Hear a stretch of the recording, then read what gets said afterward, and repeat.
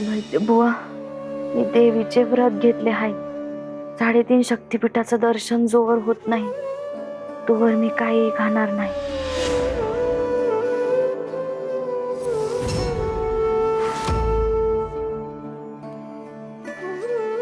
तुळजाई, तू योगनिद्रेत आहेस, पण माझी आई भक्तीची परीक्षा देते. तिला मी अडवू शकत नाही. आईची काळजी वाटते गो. काहीतरी मदत पाठव तुळजाई. मला मदत पाठव, मदत पाठव, मदत पाठव, मदत पाठव.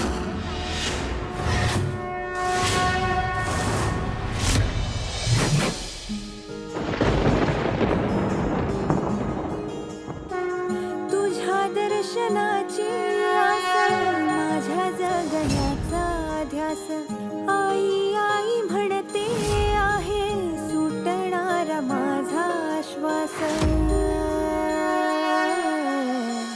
आई अंबाबाई माझी, आई अंबाबाई.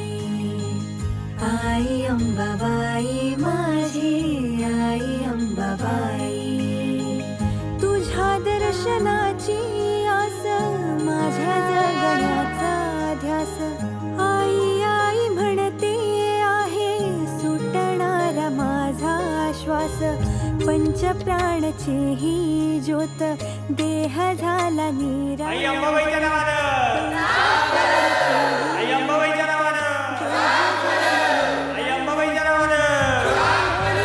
दर्शनाला येते तुझ्या मी अंगणी.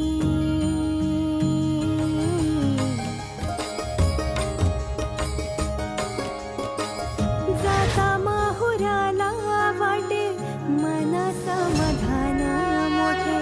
तांदळा मुखावर टोप, किती तेजस्वी ते रूप.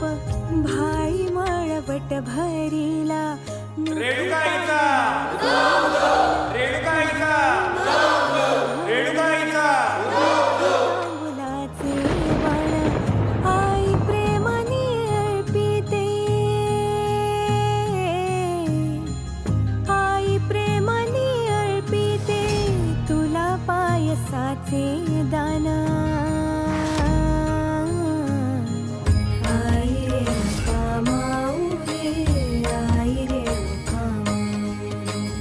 आई रेणुका माऊ रे, आई रेणुका माऊ.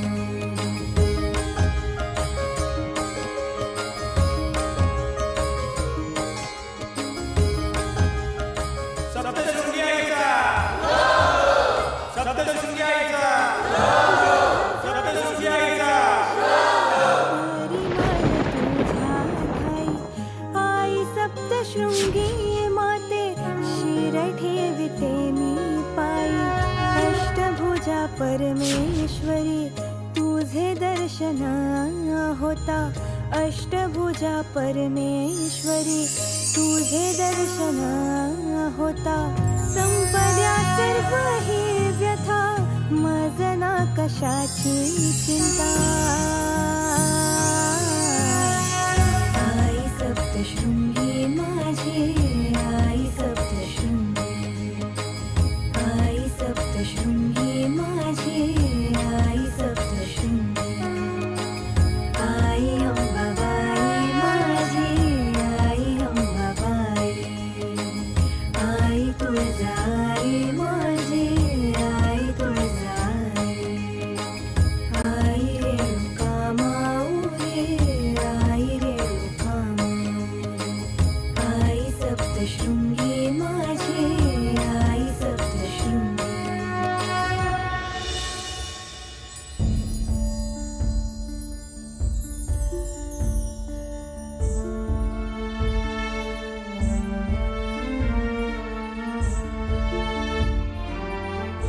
जनक बाबा, गंगाईची तब्येत लयच नाजूक दिसते. याची काळजी घ्यायला पाहिजे. तुम्ही असं करा,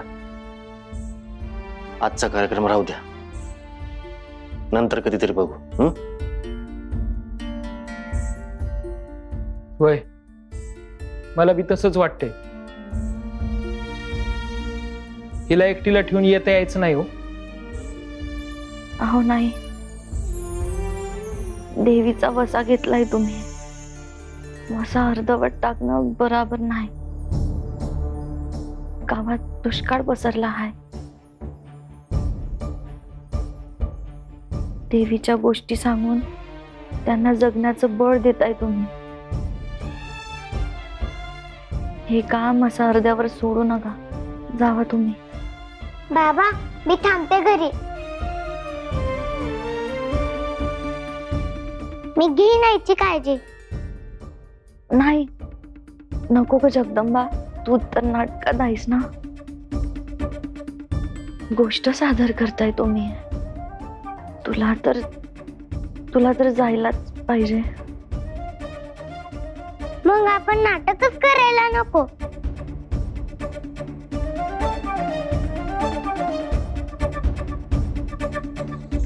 अगं, कशाला एवढी काळजी करताय माझी? जरा पडले का बरं वाटेल मला. मग मी नक्की येईन ना.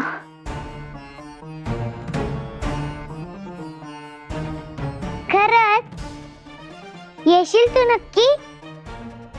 खरंच आम्ही थांबायची गरज नाही. तू येऊ शकशील नक्की? नाही हो, नाही आहे गरज. जगदंबा, मी वचन देते. मला बरं वाटलं ना की मी नक्की येईल. तू आली नाहीस ना तर मी नाटक सुरूच करणार नाही. असं काय बाळा, तुम्ही सुरू करा. मी येतेच मागणं. हा,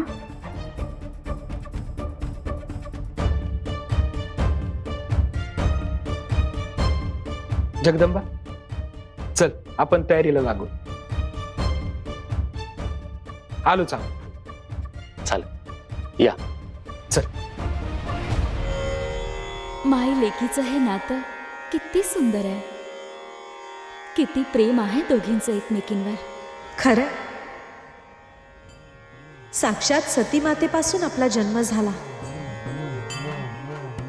त्यामुळे या नात्या गोत्यांचे पाश आपल्याला फार अनुभवता आले ना.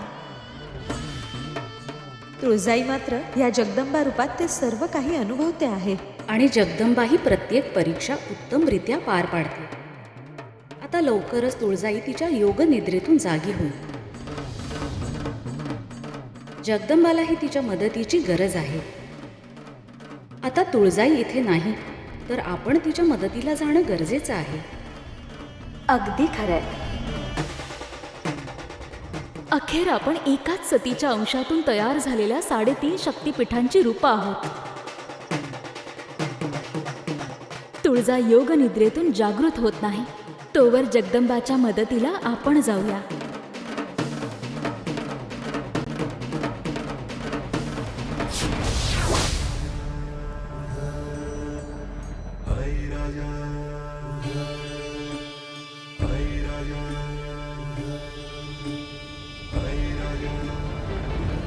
जगदंबेच्या आईच्या रूपात तू साक्षात तुळजाचा अंश वाढवते आहेस गंगा. ह्या दरम्यान अनेक परीक्षांमधून तुला जावं लागलं आहे. आता जे देवीचं व्रत तू घेतलं आहेस, जो वसा तू घेतला आहेस, तो पूर्ण हो असा आशीर्वाद मी देते.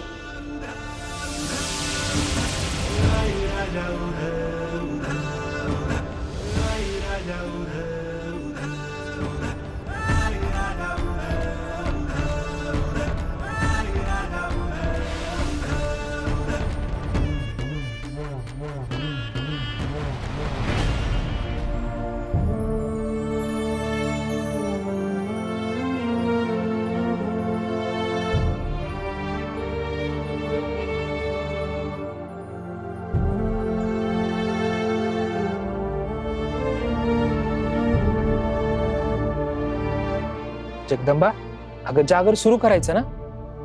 तयारी झाली नाही होय तुमची? बाबा आई अजून आली नाही हो.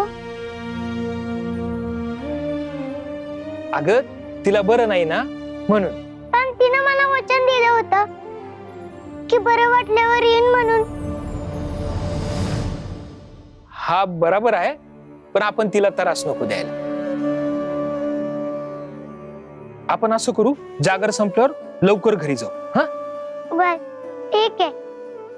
मी तयार होते. आपण सुरू करूया. चला चला चला.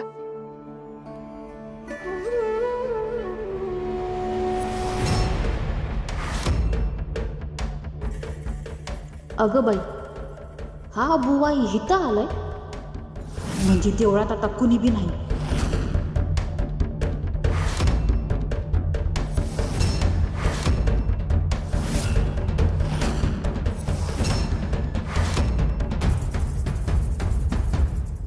सुंदराबाई,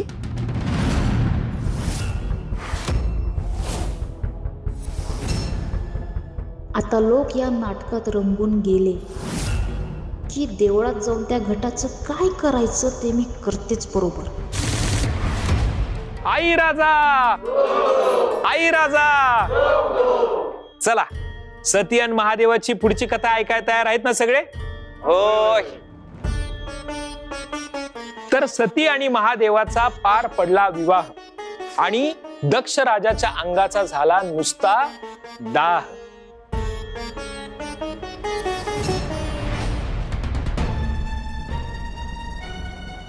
ज्या क्षणी तिने मनाने पती निवडला त्या क्षणी तिचा आमच्याशी संबंध संपला.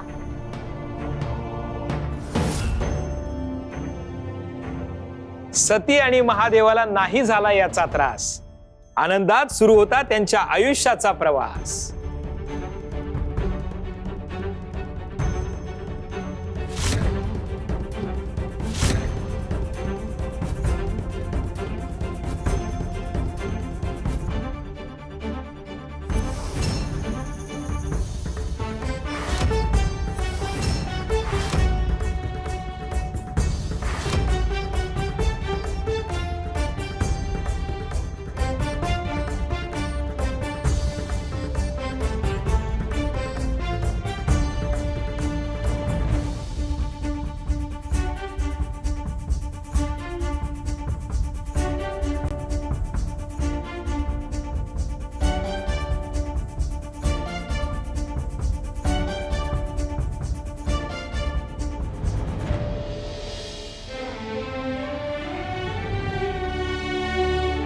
समद्यांचं लक्ष गंगाईकडे आहे म्हणजे मी इथनं उठून गेले तरी ह्या कानाचं त्या कानाला कळायचं नाही. हीच योग्य वेळ हाय इथनं निघून जायची.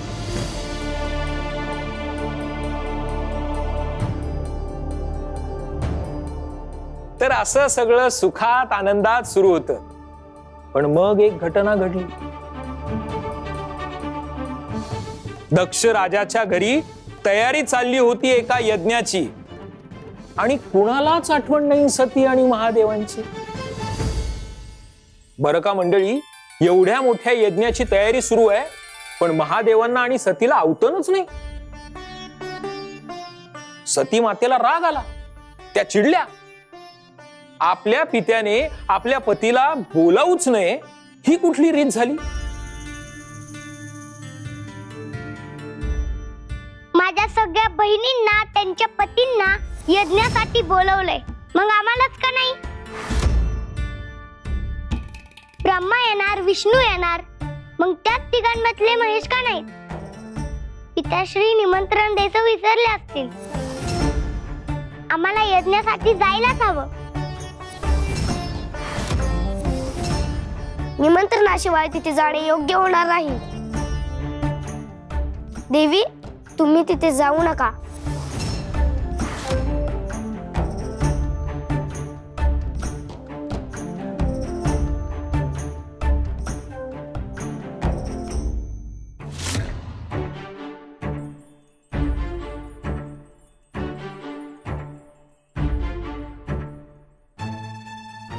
सतीला मात्र नाही पटलं. तिचा निश्चय पक्का आणि यज्ञाच्या ठिकाणी तिला बघून दक्ष राजाला बसला धक्का. न बोलवता तू अशी का आलीस यज्ञाला? आपल्याच माहेरी जाताना निमंत्रण कशाला? तुम्ही निमंत्रण द्यायचं विसरलात ना पिताश्री? नाही, आमचा यज्ञाचा हेतू पवित्र आहे. तो स्मशान जोगी आम्हाला इथे नकोय.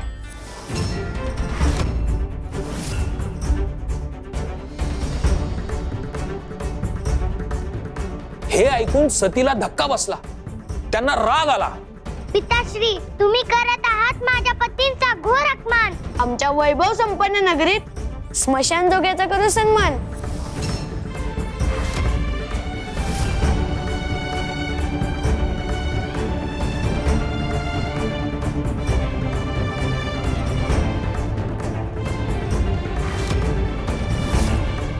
दक्ष राजा महादेवांना उद्देशून वाईट उद्गार काढू लागला. अपमान केला, अवहेलना केली. आपल्या लेकीच्या सतीच्या मनाला किती यातना होत असतील याचा सुद्धा त्यानं विचार केला नाही. हे समद ऐकून सती माता मात्र भावना विवश झाल्या.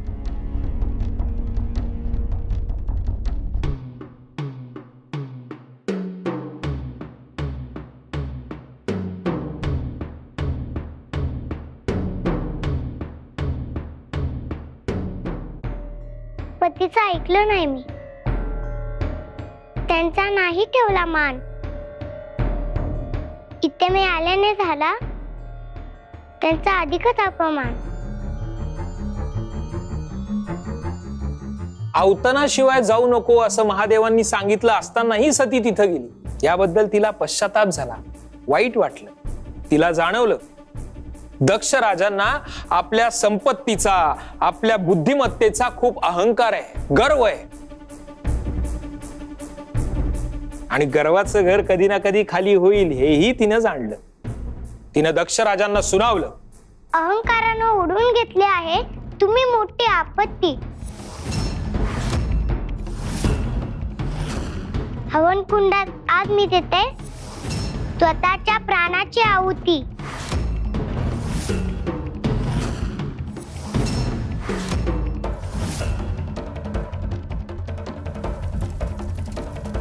बरं का मंडळी, पतीच्या अपमानाचा सूड घेण्यासाठी आणि आपल्या पित्याला धडा शिकवण्यासाठी सती मातेनं अग्नीत उडी घेतली. तिचा देह पेटून उठला. तर मंडळी, हा सतीचा अंत असला तरी ही त्या 51 शक्तिपीठांच्या निर्मितीची नांदी होती. बोला आई राजा, आई राजा, उदो उदो, आई राजा.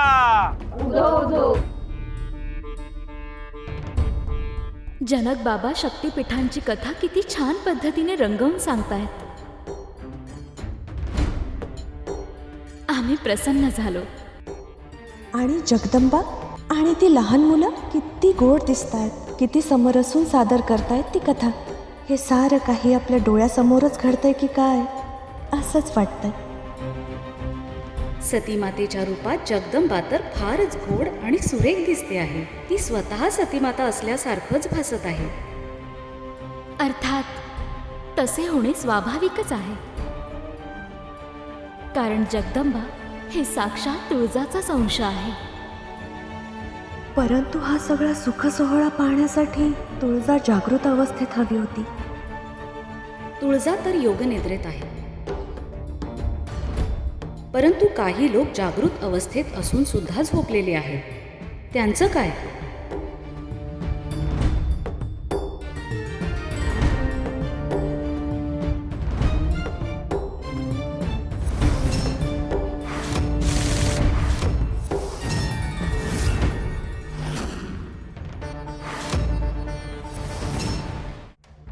चला, मंदिरात कुणी बी नाही. हीच योग्य वेळ आहे जगदंबेचा डाव उधळून लावायची. तो नंदलाल बाबा यायच्या आत या घटाचा निकालच लावते.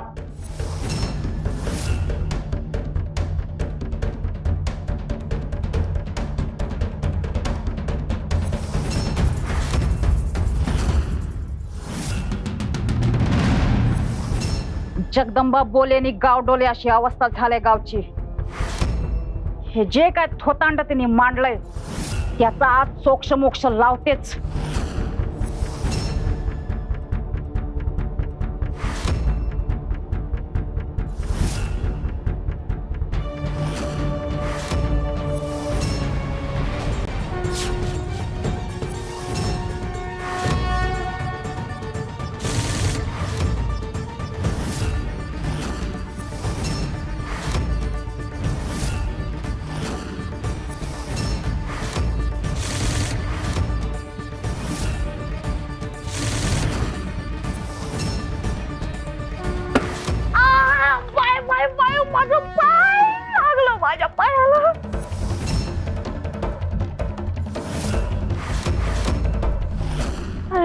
हे काय चाललंय?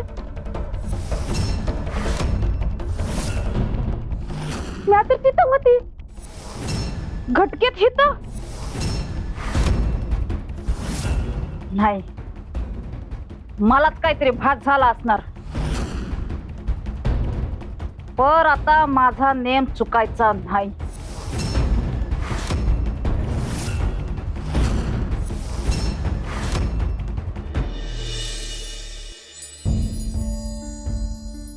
आजची कदाबी लय चांगली झाली होती बर का.